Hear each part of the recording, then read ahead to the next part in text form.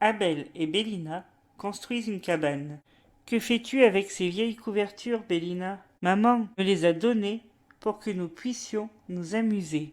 Nous amuser? Que pouvons-nous bien faire avec des couvertures? Plein de choses, certainement, Abel. Il suffit de réfléchir un peu. Par exemple, nous pouvons construire une cabane. Oh, ça, c'est une chouette idée. S'enthousiasme Abel. Tiens, utilisons la table sur la terrasse, propose Bélina. Il suffit simplement de poser les couvertures par-dessus pour faire les murs. Tandis que Bélina pose les couvertures au-dessus, Abel s'applique à les tendre au pied de la table pour former des murs bien droits.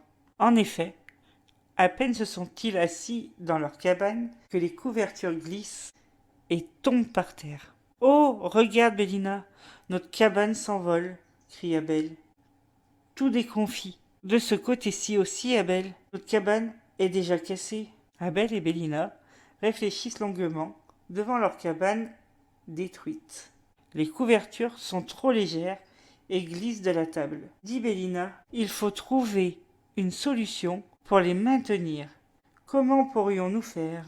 J'ai une super idée, dit Abel. Attends-moi ici, je reviens tout de suite. J'ai pris le gros vase de maman, annonce-t-il triomphant.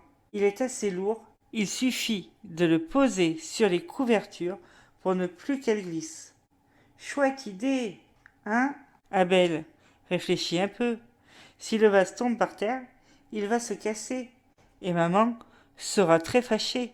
Il faut utiliser autre chose qu'un vase pour coincer les couvertures. Utilisons plutôt des livres. Ça, au moins, ça ne casse pas, dit Bélina. Abel et Bélina reconstruisent leur cabane en posant des livres sur la table pour bien coincer les couvertures. Regarde Bélina, dit Abel, tout fier. J'ai agrandi la cabane en faisant passer la couverture sur la chaise et je l'ai attachée avec des pinces à linge. C'est une bonne idée, Abel. Bravo, répond Bélina.